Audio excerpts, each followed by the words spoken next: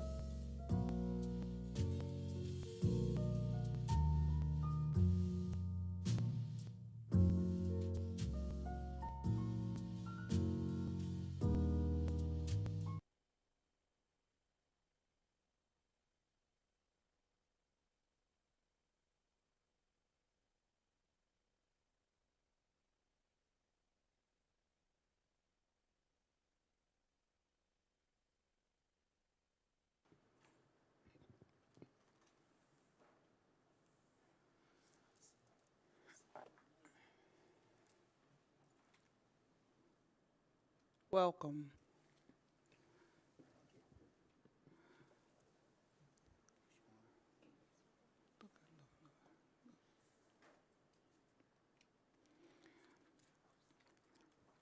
We would like to welcome everyone tonight for the ad hoc committee meeting. I am Antoinette Tony Cousins, president of the board.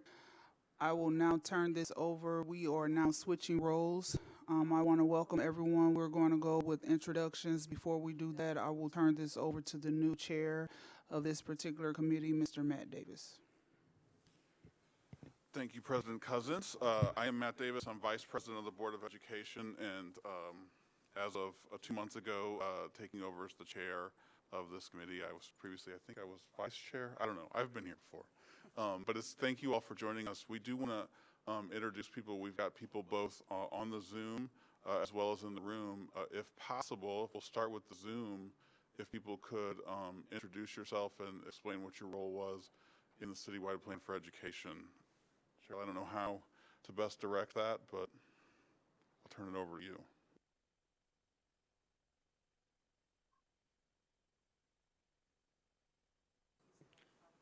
Okay, we'll start with Dr. Charles. I'm Patrick Charles. I am with AFT 420. Ms. Johnson, CJ. Good afternoon. I'm Cedar. I'm also with AFT Local 420. Dr. Carter Oliver. Good evening, everyone. I wish I could be there with you in person. I served as a co-champion to the School Experience Work Group for the Citywide Plan for Education. And I see Leah Richardson, who is Dr. Morrow Carter's right hand, and all of our right hands through this with the Carter team. Leah, you want to say hello? Yes, good evening, everyone. I'm Leah Richardson, and once again, I was a research associate with Dr. Carter throughout this process. I'm sorry, who? Oh, Ruthie with Dr. Carter's team. Hi, yes, I'm Ruthie Marker. I served as part of the Carter team and on the health, wellness, and safety. Tanisha Stevens, Dr. Stevens. She might be traveling, doesn't have her camera on, but Dr. Stevens. Ms. Jones, Secretary of the Board of Education. Do you want to say hello, Donna?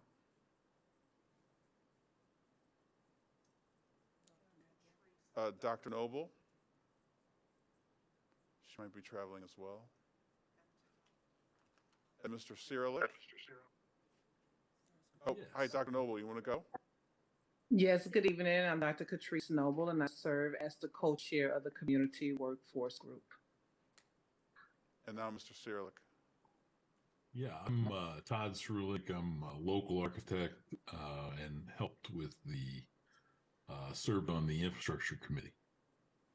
All right, thank you. I think that's everybody on Zoom. We want to start down here with Lieutenant Colonel.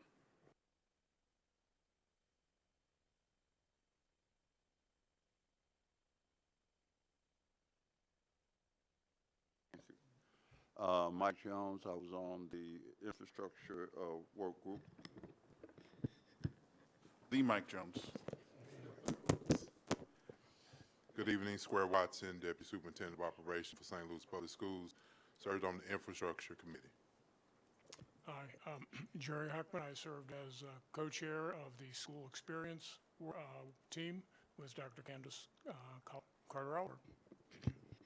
I'm Lori Willis, Deputy Superintendent for Institutional Advancement at SLPS, and it was my privilege to serve in my capacity and support marketing and communications. Byron Clemens, AFT St. Louis, a member of the Ad Hoc Committee. Dr. Deidre Thomas Murray. I'm a champion for health, wellness, and safety. My mind was automatically going to homeless and foster care. Good evening, Avis Funches, Parent Community Group. Good evening, I'm Ray Clay. I was the co-champion for the Community Work Group.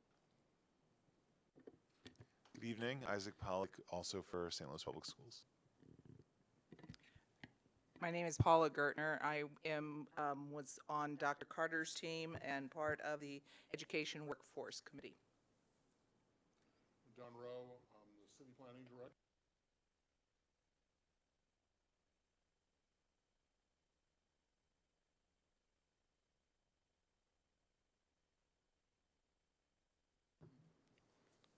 Joshua Childs, education consultant with the CAR team. And Laverne Morrow Carter. So glad to see everybody. Thank you. Well, Dr. Morrow Carter, I think now it's on to your agenda.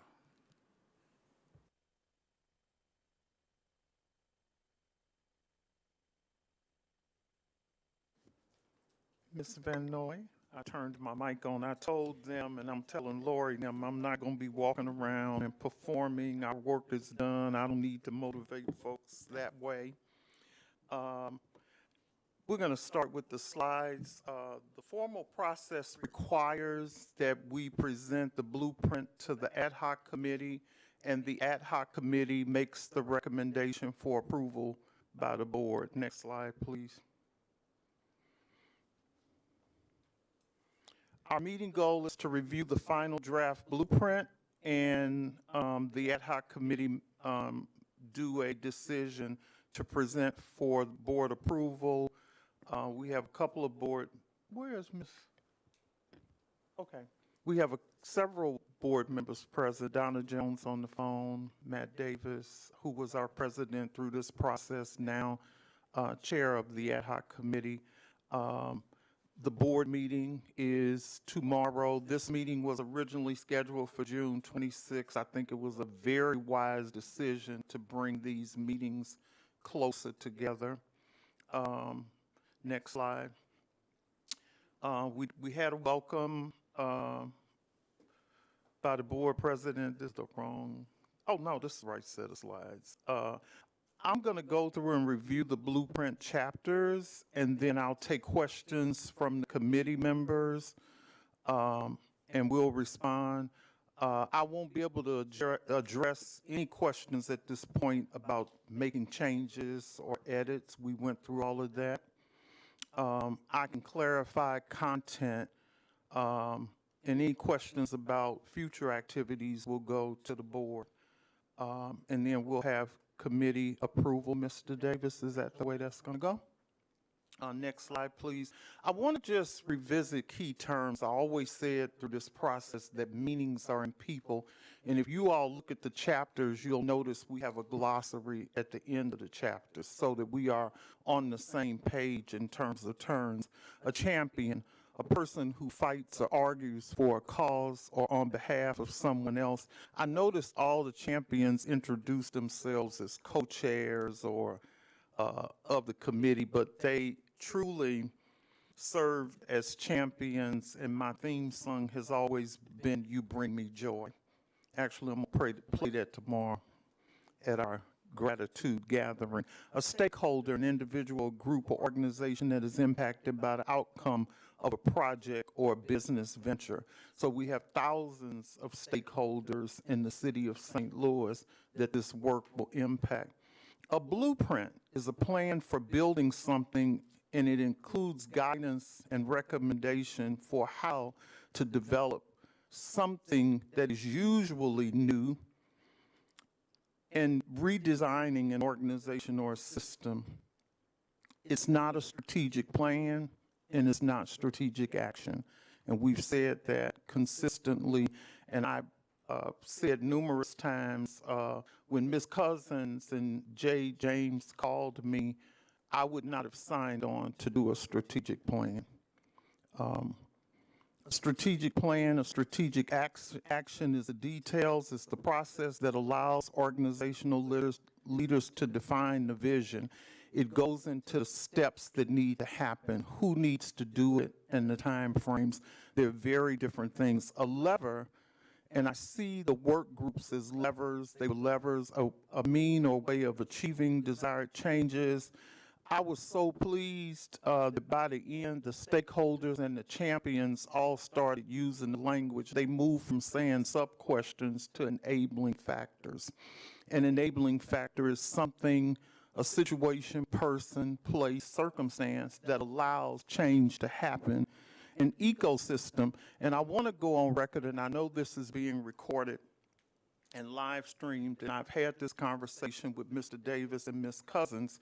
This blueprint cannot be actualized by any one entity, and it was not designed to be implemented by St. Louis Public Schools alone. It's an ecosystem document for change. The education ecosystem is a system of individual organizations. There's actually a really nice chart in Chapter 8, and if you all sat in the groups, you remember the stakeholders actually challenged Harvard and said they didn't have enough in the right organizations, and organizations were added. So the ecosystem diagram is in Chapter 8. A recommendation is a suggestion or a proposal from a group of experts, and I think we truly had experts at the table. And forces of change I want to talk about, because I never went into this with the work groups. Our policy analysts did the research and found the evidence on this. You can't do a process like this and not look at the external dynamics that may affect the context. So if you look at each set of recommendations, there are forces of change that are political, economic, and that really will impact the implementation. You'll need to look at those things that are happening in the current society, and we have a very dynamic current society. Next slide, please, so we're straight on the terms. The blueprint content, board introductions and acknowledgments. You know, there have been many times through this process, I was like, wow, I'm 70 years old with 4 degrees and 40 years of experience, and people feel the need to tell me that the acknowledgments aren't in the background. So acknowledgments go different places. And so you'll see the board introduction and acknowledgments. I like what Elaine did with that page, giving pictures of all of our board members. We have a letter from Tony Cousins and Matt Davis. There's an executive summary that I talked to Lori about, that being a really nice piece to draw a press release from, because it summarizes all the chapters. We have 8 chapters total, and at the end we have the acknowledgments of champions, stakeholders, and the Carter team. A large set of moving parts. Next slide, please. When you look at the background chapter, it was very important. I think I told Vice President, Chairperson Matt Davis, that when I finished the draft, I know St. Louis really well. I have been really integrated in St. Louis, and I think a lot of people understand that. My mentor for the last 40 years, the Honorable Charles Quincy Troup, passed last week. That is still riveting for me. But I have deep roots in St. Louis, and so it was very important for us to look at how do we get here, to look at the history, what is the citywide plan, what it's not, what it is. I was going somewhere with a point that I was going to share with Mr. Davis. It'll come back. And how was the citywide plan completed, and then the layout and the structure of the blueprint. So it's really detailed in terms of that, but how do we get here? The board went through a process. This was not, how do we close schools? Where do we close schools? When do we close schools? When do we open? It's a bigger vision than that. Next slide, please. The 5 work group chapters, this gives, really shows the work of the champions, 9 champions. We started out with 10. Miss Rita Sittner, I want to honor her. She changed positions and changed jobs and was not able to continue. And Dr. Stevens is on, and just want to honor her for carrying that Education Workforce Committee along with an old long-term colleague, Paula Gardner, who's always there when I call. But The context was written by the Carter team and approved by the champions and stakeholders.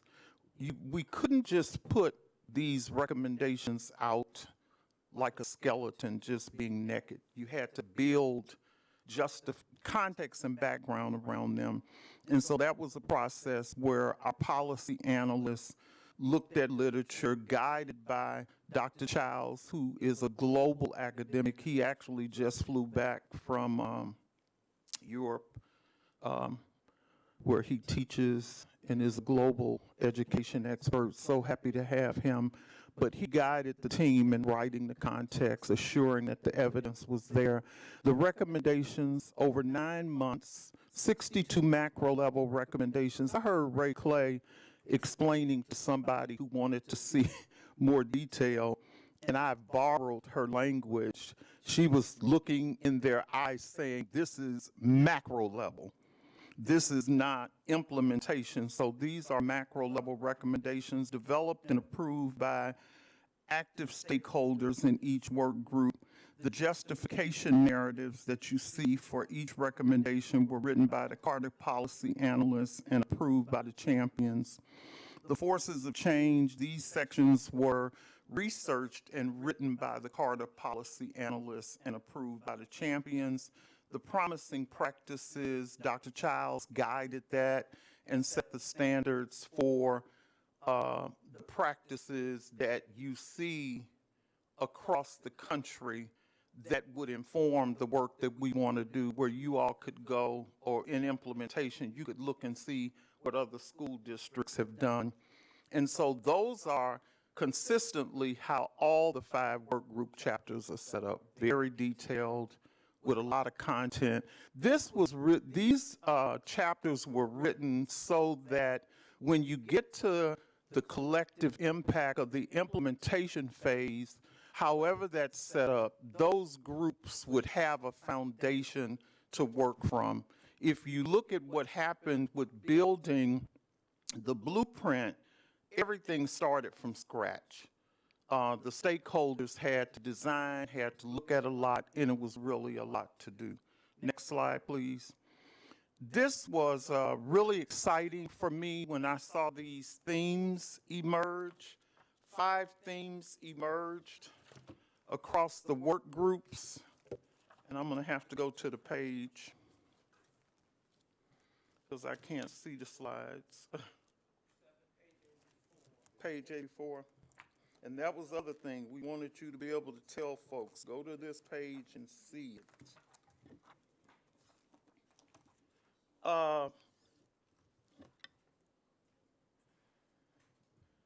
I'm kind of prompting Ms. Lori too in terms of press.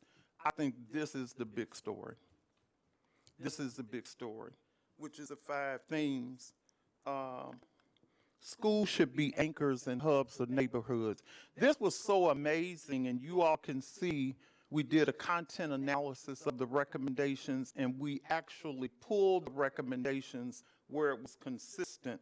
And you had fairly all but one of the work groups, because education workforce wouldn't have been into this, basically saw schools as hubs.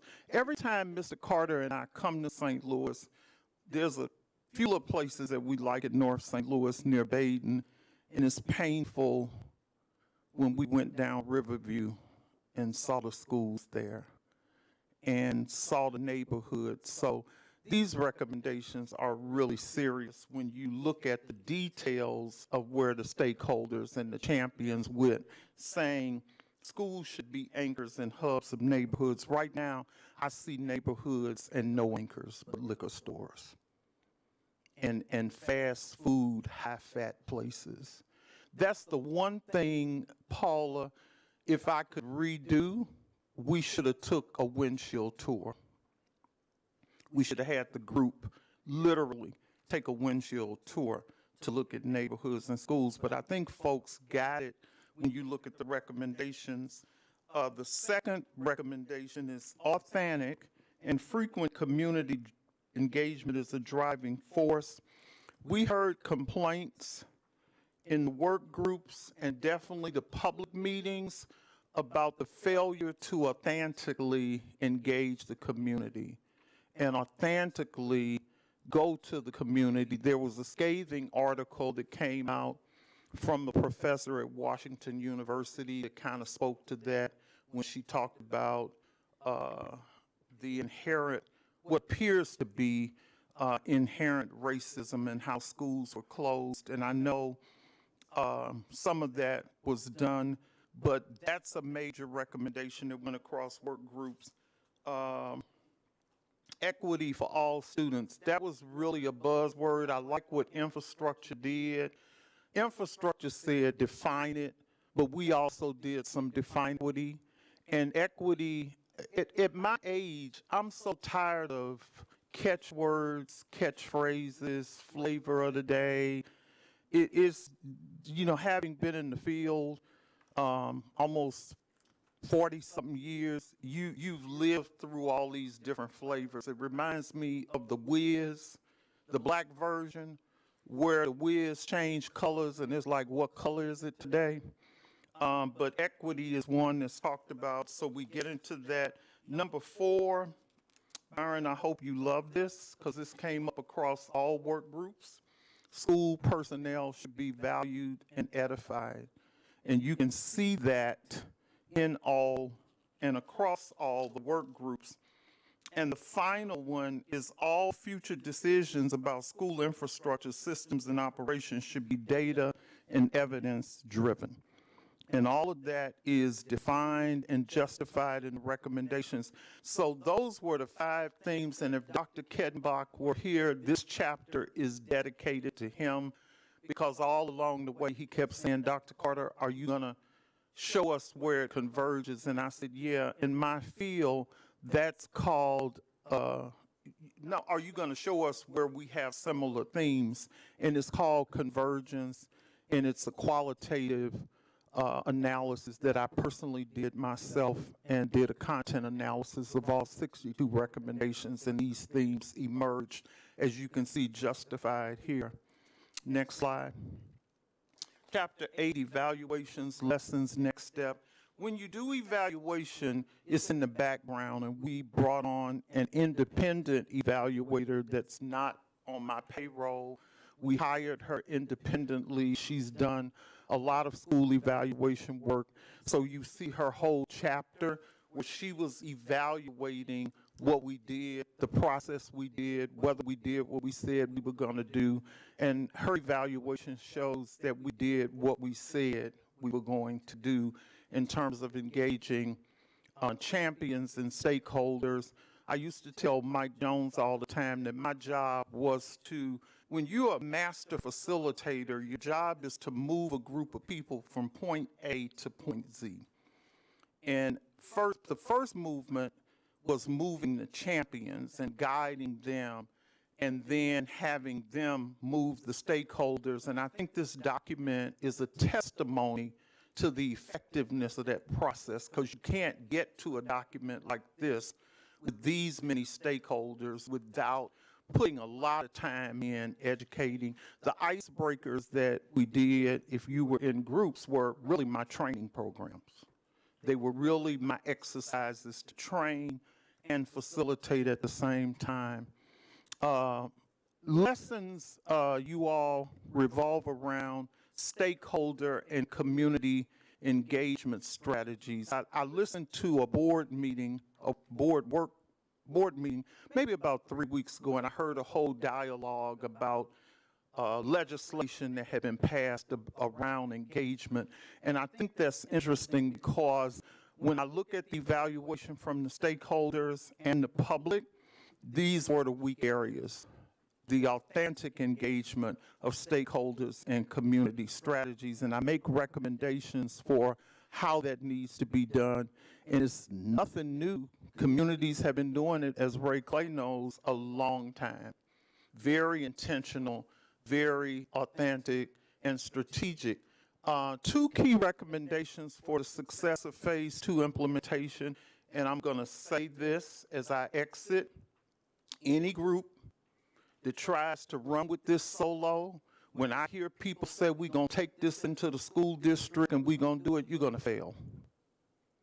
No one entity can do this. It wasn't designed. That wasn't the charge I was given.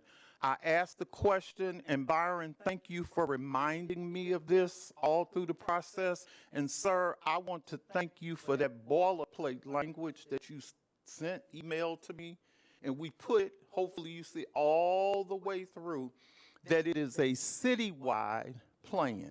I didn't make it that way. I wasn't told come in and do a plan for St. Louis Public Schools. I was told a citywide plan for all. What was the language Byron gave? Because somebody told me Byron is an excellent wordsmith person.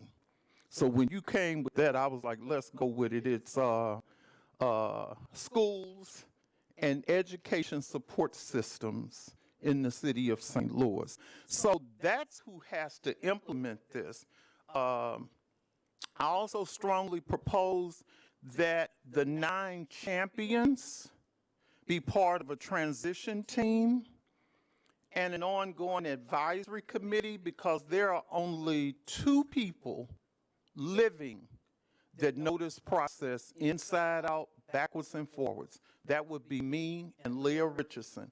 And next to us would be Joshua Childs and Mike Jones, that I want to honor and thank for being that person when I felt like cussing, shooting, killing, and pulling hair out. That just heard, and just was a calming effect. Because St. Louis is a hard place to play. And but I made it, and I'm grateful. I'm so grateful for the opportunity. But this has to be done by a collective process. You need a backbone institution with money.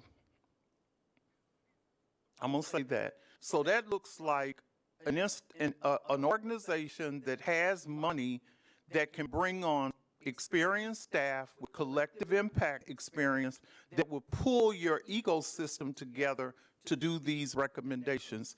Any other shot at this is going to fail. It will not work. It wasn't designed to do that. And collective impact started in Cincinnati.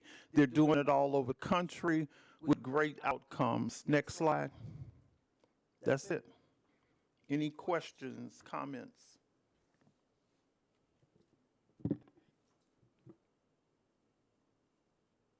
Silence? And Ms. Fenaway, if anybody on Zoom wants to jump in. I'll just say thank you for the recognition for all the hard work that people put into this. I would suggest that we expand any further ad hoc responsibility and transition team to not just be the champions, that people who served on the ad hoc committee, for example, Don walking by right now, would be a good person to be part of that. Yes. That's my suggestion. I concur. And I see this you know as... I'm biased towards the champions, but you're exactly right, Byron. I also, I think there's some fine tuning with this document to move forward, and that group could do the fine tuning later on. That's just my suggestion. Good points. Oh, and having been a graduate of Washington University, they're not renowned for having a great record on their engagement on authentic public education issues. Thank you.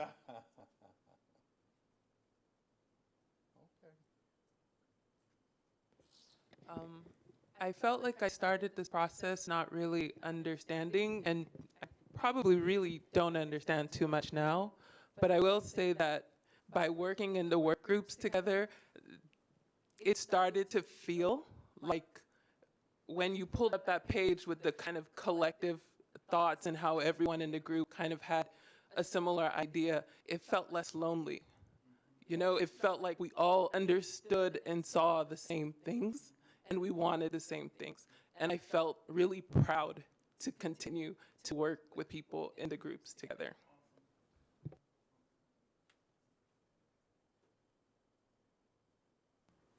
I'm so glad, first of all, you felt that way, and I'm so glad that you said that, Ms. Funches. I mean, one of the things that we sort of described this as, and I'll ask what everybody else's thoughts on this too, was, this was to some extent to try to build a consensus, and it's to build a consensus with people who were all doing stuff around education and youth in the city, but had no incentive to talk to each other about what they were doing.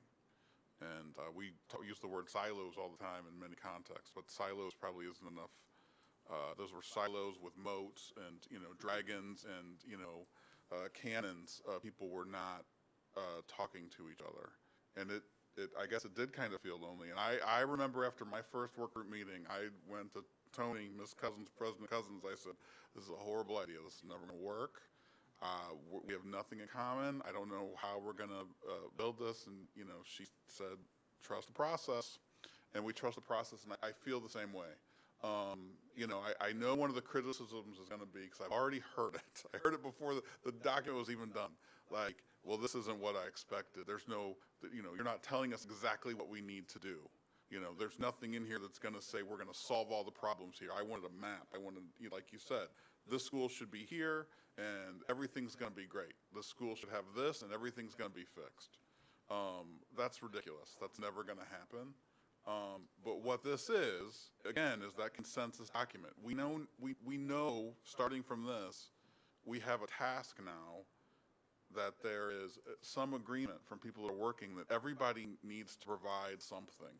And that's going to be phase 2. So I want to keep talking. I want other people to sort of weigh in on that, especially people on Zoom. I don't want to forget you if you got something to add. But thank you, Avis, as always. I'm so glad you said that.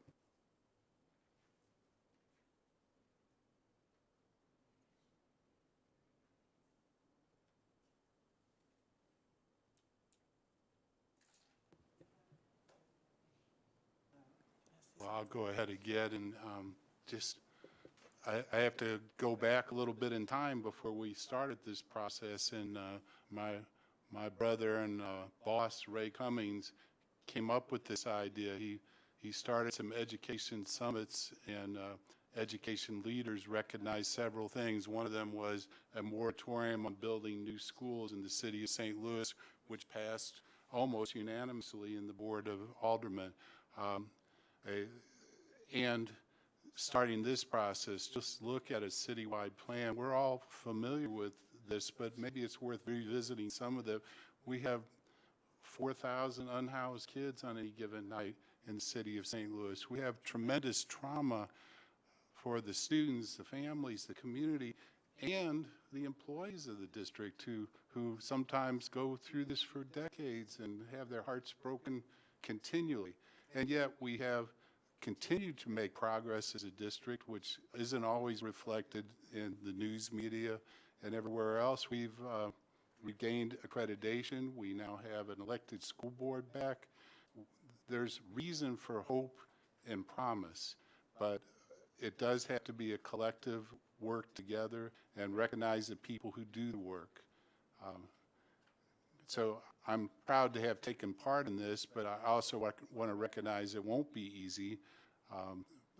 But it is exciting to think that we have an opportunity to make things a little better. And we look around us, John Wyndham would be shocked that our new idea was community schools, right?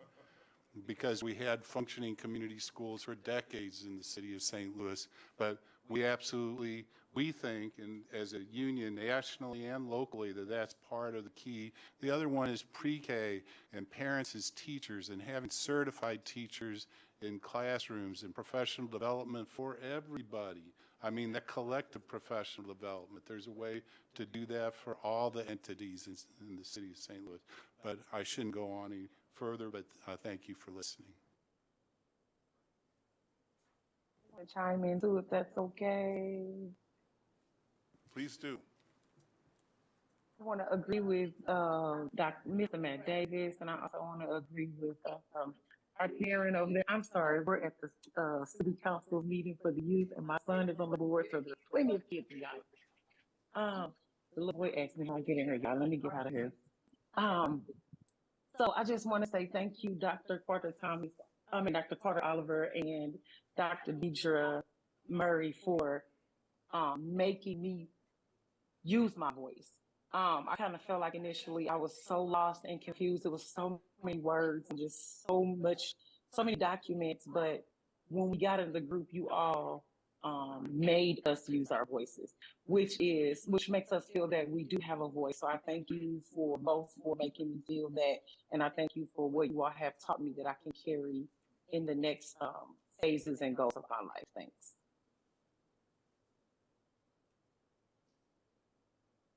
Thank you. So, again, I'm Ray Clay. I was one of the co-champions for the community work group. And being a strategic thinker, I just put this out here for whoever.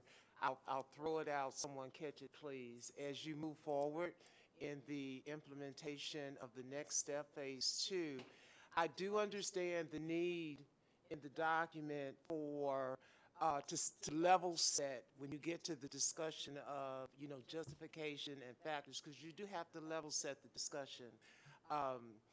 I know in our work group, we came up with very specific justifications that reflect the realities of what SLPS and the community it serves deals with. And to me, that's the secret sauce. That's the seasoning that would make this document relevant and totally kind of specifically leaned into SLPS and St. Louis citywide in the community. Would you not agree the justification bullets we came up with, actually, we stood on them and they reflected the barriers, the realities that took us then to the recommendations. Those need to resurface as the next step unwinds, because those can be very strategic in your discussions toward phase 2. Because they really reflect the reasons why. And to not look at them, is not working smart. And we don't want to do that. So that's just the comment. Somebody catch it, please.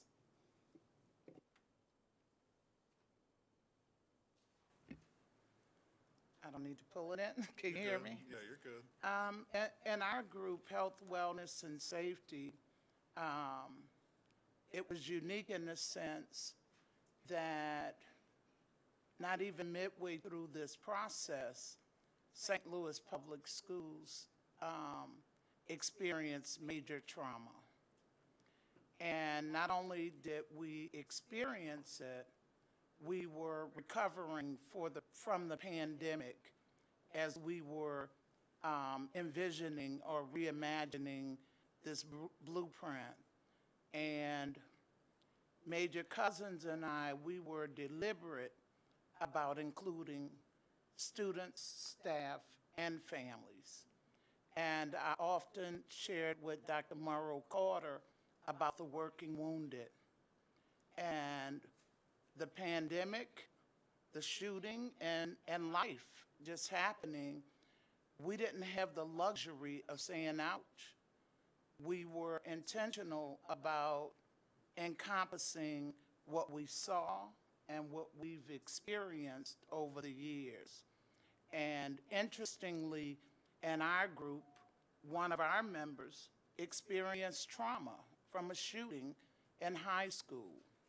And so we don't know what people are packing, what they're walking around with, but certainly we have to come up with, this is a process, and hopefully it'll be operationalized.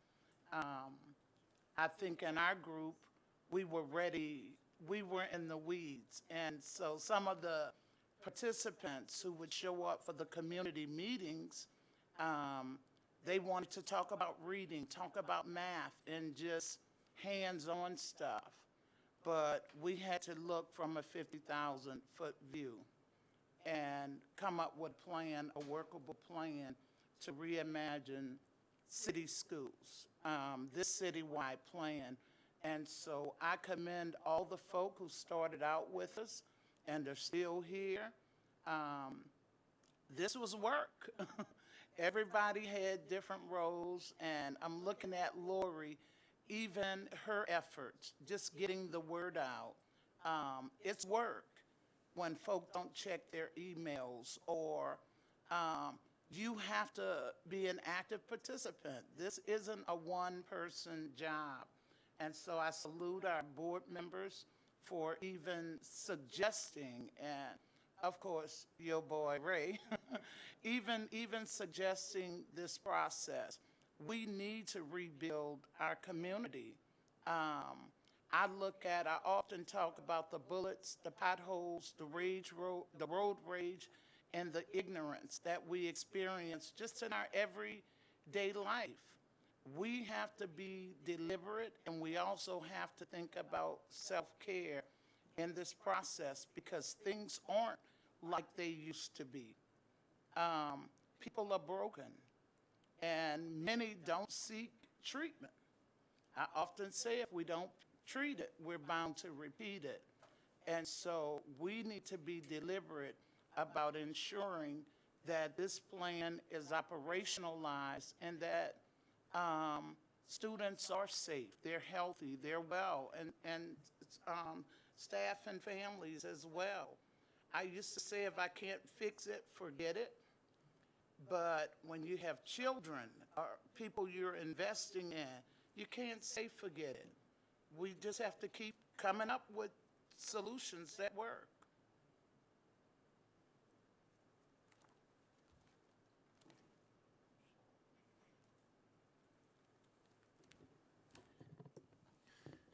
Good evening. I just want to first off start by saying thank you to Dr. Carter, a personal thank you to Dr. Childs, to Dr. Carter's husband, who has been here, to Mr. Carter.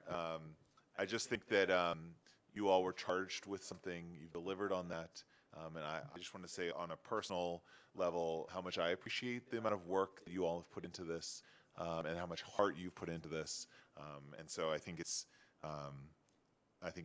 heartening for all of us what we've seen.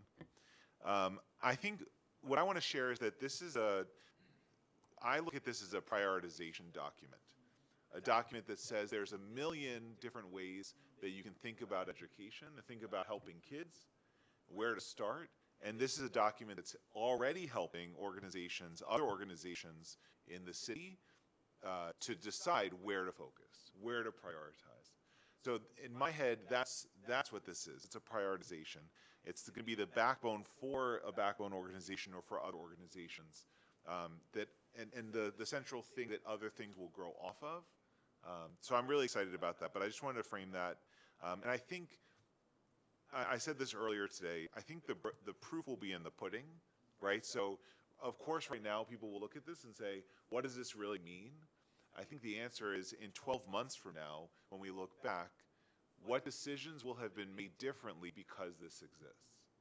I think that's really the question. That's in 12 months from now, when we look back, what decisions in the city will be different from organizations because this exists? And if the answer is nothing, then we have failed. And if the answer is some things, and important things, the most important things, then I think this will have been worth it.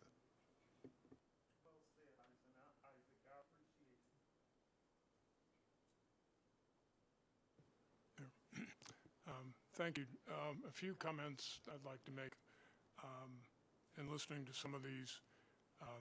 The point that you made, Dr. Carter, about community engagement and folks showing up and their input in this,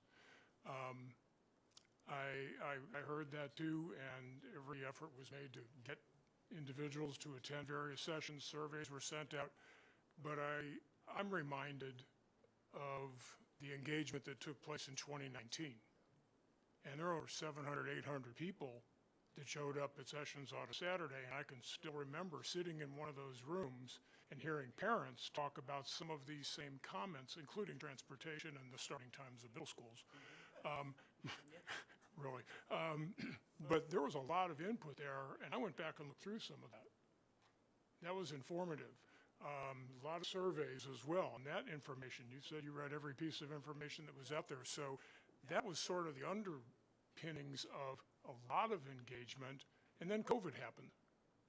So that just kind of interrupted everything, but this process still followed all of that input along with the work of an elected Board of Education who represent all kinds of people, and that's what public education is.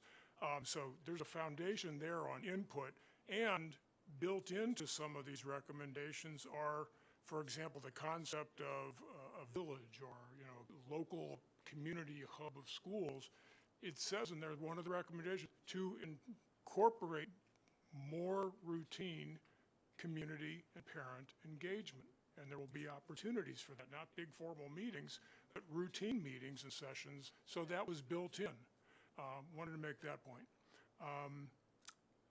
There's not a lot of jargon in this, which I personally love. It doesn't read like an educational strategic plan with all kinds of jargon and buzzwords and quick fixes. There are concepts in here that you have to stop and think about. Well, I wonder what that really means. Why did they choose that concept of a hub or a village, or what was the reasoning behind that? And just the concept of community. Building on what we know about neighborhoods, and we can talk about what we know about St. Louis neighborhoods and the history, but the essence of having a neighborhood and the feeling that one has in working with schools, parents, and the community, that's kind of rebuilt in here. That how do we reestablish that in smaller areas with schools? The big part of this is that it's a lot of guiding principles, and it's a lot of principles and beliefs, not fixes and specifics. And that equity is not just a word, it's a principle, and then what does that mean? And that flows through a lot of these. There are all kinds of analogies used throughout this process that we heard, and blueprints and buildings and architects, but it's as simple as, somebody made a reference that you don't build a building without a foundation. Sounds pretty simple, but stop and think about it. And if this is going to work, there has to be a foundation. It leaves reading. That question came up at one of those other meetings. Well, where's reading? Where are the basics? Well, the experts know about reading, and they know about the basics, and they can go do the research, and the professionals are professionals, but they need a foundation to put that all on top of, along with the history here. And this configuration and some of these recommendations, that wellness and mental health are as important to letting the professionals establish reading and opportunities for kids to have access to books and whatever they need. Let the experts do the expert work, but they need the foundation to build it upon, so it's not just some island sitting out here with some one single recommendation that doesn't connect to anything else. And to Dr. Kettenbach's point, it really is true that this connects a lot of dots. Nothing does sit in isolation. These all weave together, and whoever picks this up after this transition, bigger than the district, because there's a lot of responsibilities that need to be accepted here and then talked about and thought about and researched, and then moving forward with input. It all connects. So I hope that made some sense. Thank you.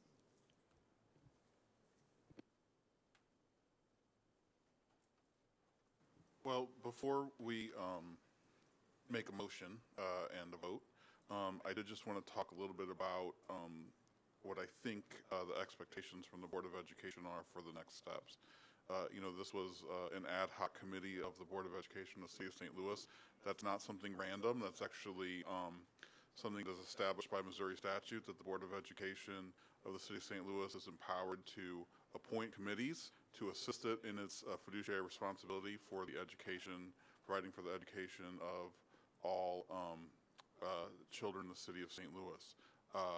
We also have a bylaws and procedures about what's an ad hoc committee and a permanent committee. So the ad hoc committee will end after the adoption of the plan, adoption and acceptance of the plan by the board, which hopefully will happen tomorrow night. After that, though, it is our thought, based on the recommendations, my thought, and speaking with Ms. Cousins, and we'll speak with the rest of the board about this tomorrow, to appoint a continuing committee to work on implementation as is recommended in this document. There are a lot of aggressive timelines for adoption, and I really hope that we take that seriously. But there is no possible way that any of those can be done just by one entity, as everyone has pointed out. It's going to take not only everybody who's already put in the time for this to help us continue with it, but also to expand the group and to focus on making those things to begin to develop within the next 12 months, so we can see evidence of success. So that will be my expectation. So by the end of the week, this week, it is my sincere hope, if everything goes as planned, that everybody who's participated in this process, from champions to other stakeholders that participated in the work group, you'll be contacted by email to ask for your continued participation as well as your nomination of others to continue to participate.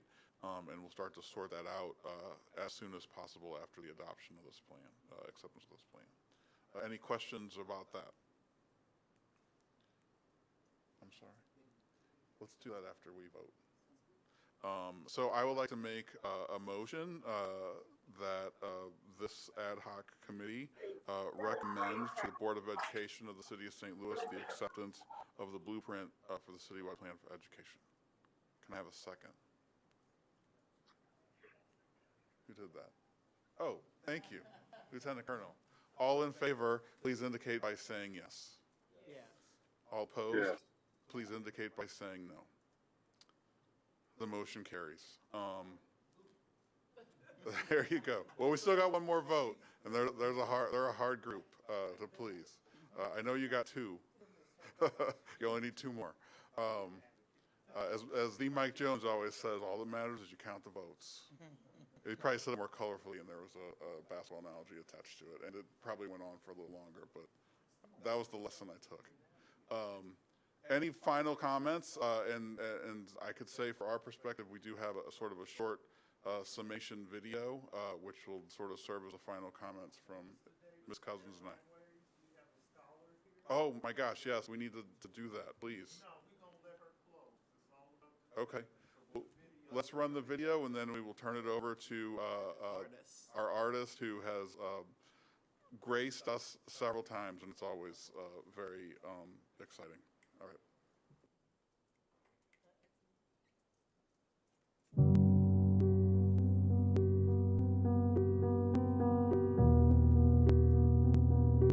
How do you rebuild an education system that has remained unchanged for nearly 2 centuries?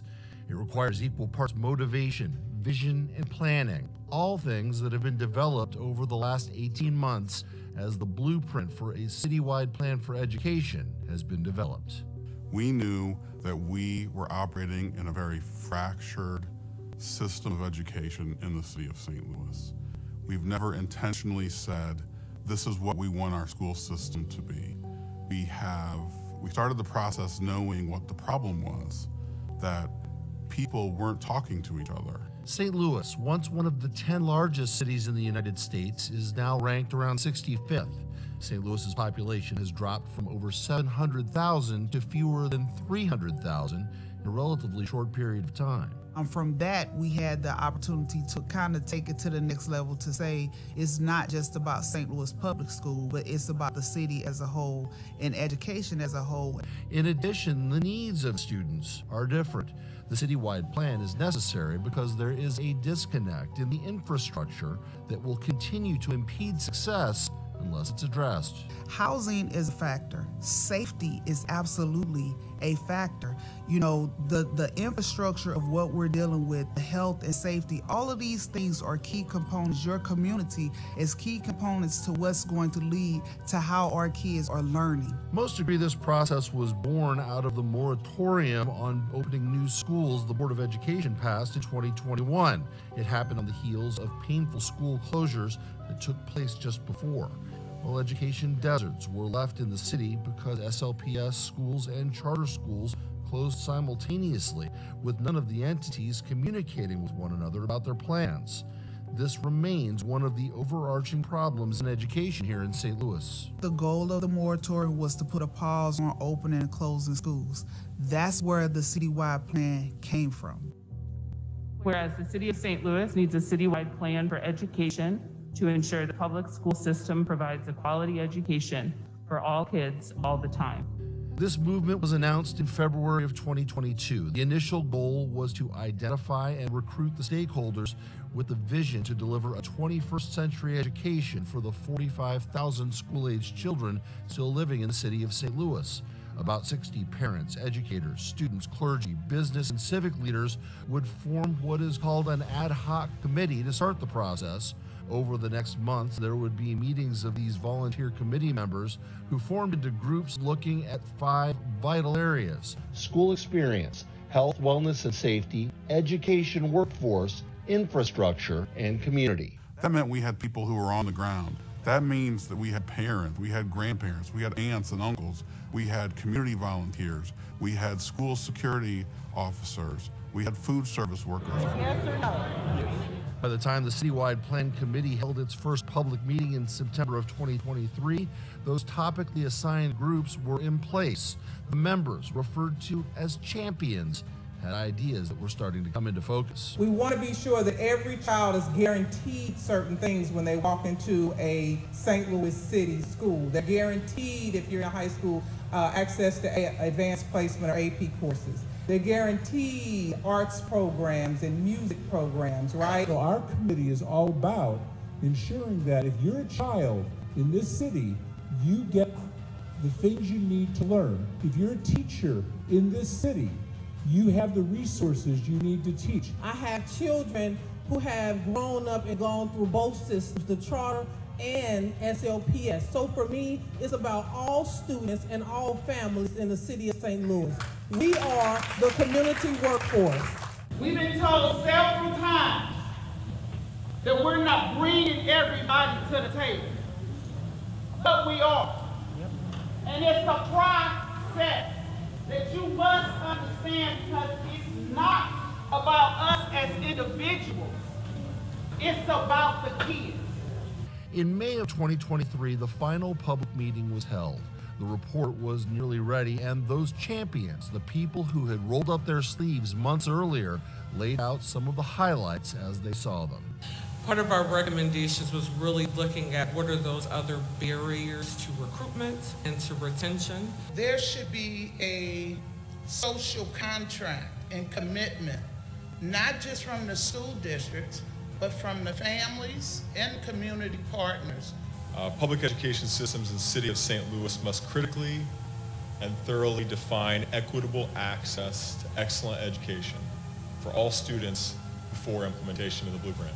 This is a blueprint, not a total plan. It is a living document, one that will shift and adapt as these ideas are converted into policies, practices, realities. And I also know that that's how the Board of Education and everybody else who has played a part in this is going to continue to see this become implemented in the next few years when the hard work really begins.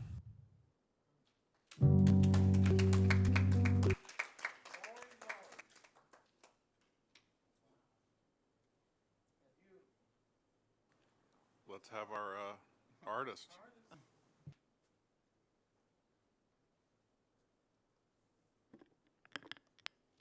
Hello everyone, my name is Artist Powell. I am a 7th grader attending Carlisle VPA. I am I'm reciting a poem by Maya Angelou. Hey Black Child. Hey Black Child, do you know who you are, who you really are? Do you know you can be what you want to be if you try to be what you can be? Hey Black Child, do you know where you're going, where you really going? Do you know you can learn what you want to learn if you try to learn what you can learn? Hey Black Child, do you know you are strong, I mean really strong? Do you know you can do what you want to do if you try to do what you can do? Hey Black Child, be what you can be. Learn what you must learn. Do what you can do. And tomorrow your nation will be what you want it to be. Thank you, everyone. And thank you, Dr. Carter.